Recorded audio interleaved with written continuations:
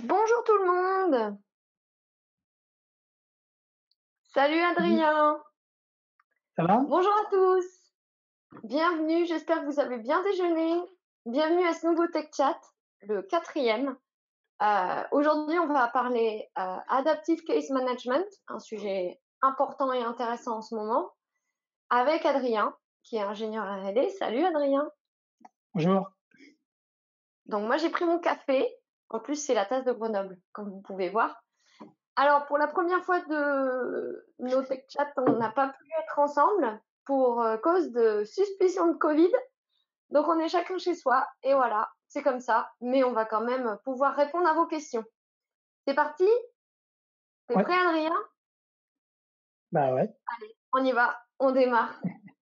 Comment je fais pour savoir si j'ai besoin ou non de case management? Alors, c'est vrai que c'est une bonne question pour commencer. Euh, je pense que déjà pour répondre à ça, il faut comprendre un petit peu qu'est-ce que c'est que le case management et après la réponse devrait venir assez naturellement. Le principe de base des use cases auxquels le case management essaie de répondre, c'est vraiment des use cases où la personne qui est en charge de résoudre le workflow, le process, a la connaissance de ce qui doit être fait et quand est-ce que ça doit être fait. C'est-à-dire qu'on n'est pas sur des workflows où le flow justement est piloté par le process. C'est l'utilisateur qui sait, qui a la connaissance, c'est ce qu'on appelle en anglais, ils appellent ça les knowledge users, qui a la connaissance de qu'est-ce qui doit être fait à quel moment. Et donc, il veut que le workflow lui donne une direction, un squelette, mais qu'il a à tout moment la possibilité de choisir quelle tâche doit être faite à quel moment. C'est un petit peu ça l'idée du case management, pour généraliser. Hein. Et du coup, si vous êtes capable de définir si votre case, si tous les cases seront identiques ou si chaque case va être un petit peu différent selon la personne qui est en charge et les spécificités du case, alors vous pourrez définir si vous êtes plus sur du BPM classique ou sur de l'ACM, enfin sur du case management. Donc c'est vraiment cette notion de est-ce que tous les cases vont être différents ou non, et est-ce que l'utilisateur en charge a la connaissance de ce qui doit être fait à quel moment, ou est-ce qu'il doit être entièrement piloté par le process. Voilà, c'est globalement les grosses différences entre l'ACM et le BPM. Et si vous savez répondre à cette question, vous devriez plus ou moins savoir si vous avez besoin ou non de case management. D'accord. Je En pense que gros, c'est pour résumer, si par exemple, on n'est pas sûr de tout ce qui peut se passer et qu'il peut y avoir de l'imprévu, on peut introduire du case management. Si je voilà, résume un peu ce que tu viens de dire. c'est vraiment les idées. Si on veut prendre par exemple des exemples clichés, on va dire, si on est sur, je sais pas moi, sur des trucs un petit peu bancaires ou des ouvertures de compte, etc., ou quoi qu'il arrive, ce sera toujours la même chose. L'utilisateur a pas forcément, la personne en charge a pas beaucoup de liberté, ou plus des cas, par exemple, où on traite un patient dans l'hôpital, enfin, je sais pas, une ouverture de caisse qui doit gérer un patient. Là, selon toutes les maladies que le gars peut avoir, il peut y avoir plein de choses à faire différentes, et la personne en charge aura besoin d'avoir une certaine liberté, et tous les cas, ils seront différents. Donc là, on sera plus sur des objets de type case management, comparé à des trucs vraiment bien définis, où ce sera toujours droit, toujours guidé, etc. D'accord. Alors, je regarde parce que je vois qu'il y a d'autres questions qui arrivent. Alors, comment tu modélises des situations de case management? Du coup, j'imagine avec Bonetta. Et la question corrélée, c'est est-ce que le CMMN est pris en charge par Bonita? Donc là, il y a deux questions. On commence Hmm. peut-être par la première déjà. Comment on fait pour modéliser? De toute façon, elles sont liées. Hein. Alors, ouais, moi, j'allais commencer justement par la deuxième. Euh, Ok. donc, l'intégration qu'on a fait la façon dont Bonita propose de faire du case management, pardon, est pas basée justement sur la norme CMMM. Euh, pourquoi? Parce qu'en fait, c'est pas vraiment le use case qu'on voulait adresser. Nous, on voulait pas justement adresser un use case pure case management. On voulait offrir la possibilité, via Bonita, donc via une plateforme BPM, de rajouter de l'ACM dans des processus. Donc, on voulait vraiment offrir cette possibilité de mixer les deux, car ce qui nous semblait vraiment le plus intéressant et les retours, les besoins qu'on a récupérés, qui nous ont donné envie de faire du case management, mettaient plus vraiment en valeur ce besoin de mixer de l'ACM et du BPM dans des mêmes processus. Donc c'est pour ça qu'on n'a pas fait une implantation de la norme ACMMN. On a juste rajouté des surcouches pour pouvoir, modéliser des use cases de type case management dans des process Bonita classiques. Et donc comment est-ce qu'on modélise ces situations? Et ben, alors là, on pourrait en parler très longuement, hein, je ne sais pas à quel point il faut que je rentre dans les détails, mais globalement, l'idée, voilà, c'est que Bonita offre du tooling, offre un petit peu des mécaniques assez internes à Bonita, qui permettent justement de réévaluer des variables de type case management. Et donc, en utilisant toutes ces variables correctement, on peut arriver à mettre en place des workflows type case management. Donc, voilà, donc ça, c'est très grossièrement utilisé, mais voilà, l'idée, c'est que Bonita offre les mécaniques internes pour faire du case management. Et après, si vous voulez rajouter du case management dans votre processus, il va y avoir pas mal de développement custom à faire de votre côté pour utiliser ces mécaniques internes et rajouter ces sous-couches case management à vos processus. Je sais Tu pas peux si je peut-être développe. préciser la mécanique interne pour la modélisation avec Ouais, le mécanisme ouais, de Event carrément. Handler pour C'est expliquer ça. à ces Alors, personnes. voilà, ce qui s'est passé, ce qu'on a mis en place, en fait, quand on a commencé à réfléchir à toute cette initiative case management qu'on voulait rajouter dans Bonita, on s'est dit, on va regarder l'état actuel du produit et qu'est-ce qu'il faut qu'on rajoute pour répondre à notre besoin. Bon, de manière assez classique, hein. Et donc, qu'est-ce qu'on a rajouté? On a rajouté justement ce qu'on a appelé le case management event handler. Donc, qu'est-ce que c'est? C'est quelque chose qu'on a plugué dans le moteur Bonita, donc un event handler qui a pour effet, en fait, à chaque fois qu'une activité, donc à chaque fois qu'une tâche d'un processus est complétée, cet event handler est trigger et il a pour effet de recalculer toutes les datas qui sont attachées au process à différents endroits, toutes ces datas de type event handler. Et donc, en recalculant toutes ces datas à chaque fois qu'une tâche est terminée, ça permet entre autres à l'utilisateur de maintenir un espèce d'état ACM de son process. Et en utilisant cet ACM dans ses UI, dans ses REST API, etc., il est capable de proposer à l'utilisateur tout un flow de type case management, quoi, où il peut avoir des états différents de ceux du BPM sur ses tâches, savoir quelle tâche il veut exécuter à quel moment, etc. Donc voilà, c'est un petit peu ce que fait cet event handler, qui permet de rajouter une surcouche par rapport à l'état BPM disponible de base dans Bonita.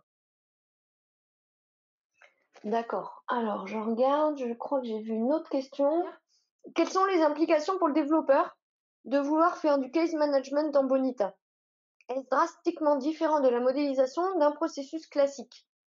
J'imagine que c'est corrélé à ce que tu disais sur le fait qu'il y a des choses à développer à côté. Ouais, complètement.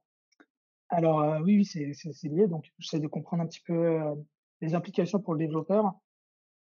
Donc on peut voilà, si on parle d'implications en termes de quantité de choses à développer et à quel point c'est vraiment différent de ce qu'un développeur Bonita a l'habitude de faire.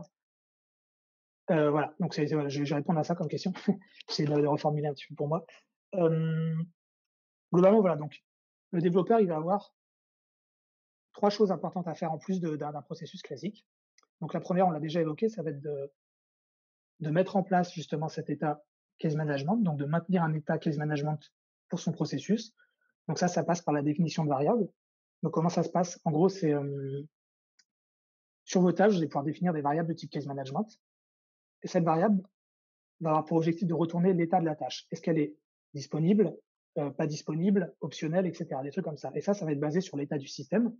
Et donc à chaque fois qu'une tâche est terminée, l'état du système change totalement, l'état de la base de données. Ces variables sont recalculées, donc l'état d'une tâche change potentiellement. Donc chaque tâche de type case management son propre état. Elle possède son propre état via cette variable case management. Donc le développeur, il doit déjà mettre en place cet état. Et ensuite, il va devoir utiliser cet état. D'accord? Parce que Bonita, je le rappelle, c'est une plateforme. Le moteur Bonita gère du BPM. Et il a des mécaniques qui permettent à l'utilisateur de créer un état ACM par-dessus. Mais le moteur Bonita gère pas d'état ACM. Donc, les tâches connaissent leur état ACM. Maintenant, le développeur, il va devoir développer des REST API extensions et des interfaces graphiques, donc une living application, pour consommer cet état ACM. Donc, comment ça se passe d'un point de vue flow au développement? On met l'état ACM en place. Ensuite, on crée des REST API extensions qui sont capables d'aller récupérer l'ensemble des tâches disponibles pour l'utilisateur, de parser cet état ACM sur les tâches et de retourner, donc pour la UI qui va consommer cette REST API extension, de retourner une liste de tâches disponibles avec des états ACM.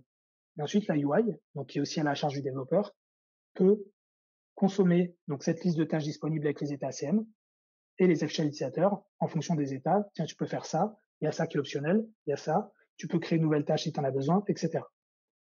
Donc voilà, donc c'est un petit peu les trois briques qui vont être différentes par rapport à du BPM classique. C'est vraiment cet état ACM, c'est REST API qui consomme cet état ACM et cette UI qui a consommé la REST API. Donc voilà, de manière un peu grossière, les implications. Donc il faut savoir qu'on vous laisse pas tout seul, hein. Donc avec Bonita, maintenant depuis la 7.9, je crois, vient tout un exemple de case management qui contient des REST API extensions et des UI d'exemple. Donc vous pouvez grandement vous inspirer pour mettre en place votre truc. D'ailleurs, il est disponible sur la communauté pour être en accès à tout le monde, même si c'est quelque chose qui marche avec un mécanisme souscription. Et ça me permet du coup d'enchaîner sur la question suivante qui est complètement corrélée. Est-ce que le case management est en standard dans la version souscription efficiency? Ouais, donc tout à fait. Le case management, c'est une valeur enterprise qu'on a mis en place. Donc ce qui est enterprise, c'est vraiment l'event handler qui est plugué dans le moteur. Donc sans cet event handler, la solution qu'on suggère de mettre en place ne fonctionne pas. Cet event handler est disponible dans la version enterprise. Et donc quand vous avez la version enterprise, vous pouvez voir depuis l'interface du studio. Vous avez des projets d'exemple téléchargeage. Je crois qu'on a mis ça en place depuis la 7.10. Et vous pouvez cliquer sur importer l'exemple de case management. Et vous avez une living application et toutes les REST API extensions avec un petit tutoriel qui vous explique comment faire pas à pas pour comprendre comment fonctionne cet exemple et comment l'adapter pour votre besoin. Donc voilà, dans la version Enterprise, par défaut, n'importe laquelle, hein. Donc pour ceux qui ont des vieilles licences, c'était quoi, Efficiency, Performance et Teamwork, c'est aussi disponible. Toutes les versions subscription Bonita.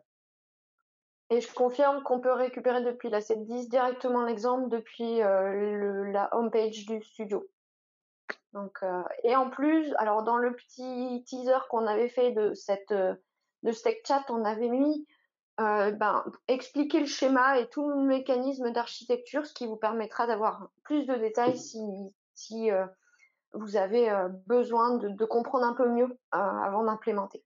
Je vais juste essayer de prendre une dernière question. Est-ce que peut faire du case management avec une version communauté? Alors, alors ça, on y a déjà un petit peu répondu, hein. Nous, la solution que propose Bonita est en version Enterprise. Donc la réponse dans l'absolu, c'est nous, on propose rien en communauté pour faire du case management. Après, quelqu'un de débrouillard, il pourrait potentiellement essayer à partir de la plateforme Bonita d'implémenter quelque chose comme on l'a plus ou moins fait. À mon avis, ça va pas être facile, mais bon, voilà, peut-être que si quelqu'un y arrive, je suis extrêmement preneur de sa solution pour voir un petit peu comment il fait. Moi aussi d'ailleurs. En tout cas, voilà, bon, la réponse, je vais pas dire un gros nom parce que Bonita permet énormément d'extensions, donc peut-être que quelqu'un de rusé arrivera à, je sais pas, à développer un mécanisme qui lui permettra de mettre en place des use cases de type case management. En tout cas, Bonita proposerait une communauté pour le faire. Ce que je rajouterais juste là-dessus, c'est qu'il faut quand même faire un petit peu attention au niveau des performances quand on veut se lancer dans ce genre de truc, parce que nous, c'est quelque chose qu'on a essayé d'avoir vraiment en tête quand on a développé toute notre solution. Il faut pas que ça se mette à alourdir le process de vouloir recalculer des trucs à chaque tâche. Ouais. Donc il y a une partie qui est responsabilité de l'utilisateur qui va développer des scripts, etc. Et une autre qui est notre responsabilité de ne pas être trop intrusif dans tous les recalculs qu'on fait. Et donc quelqu'un qui voudrait se lancer dans ce genre de développement, bon, c'est un peu général en informatique, hein, mais faire un peu gaffe à pas trop en rajouter, quoi. Ok. Eh ben, merci Adrien. Donc, si vous souhaitez approfondir le sujet, il y a une vidéo sur YouTube. On peut organiser un webinar si vraiment c'est un sujet que vous voulez creuser, parce que là, on arrive à la fin de notre session de Tech Chat. J'espère que ça vous a plu, que Adrien a pu répondre à certains de vos doutes et de vos questions. Et puis, nous, on était bien contents de partager ce petit moment après déjeuner avec vous. Et on vous souhaite une bonne journée. À très bientôt pour le prochain Tech Chat. Merci Au à revoir tous. tout le monde. Au revoir.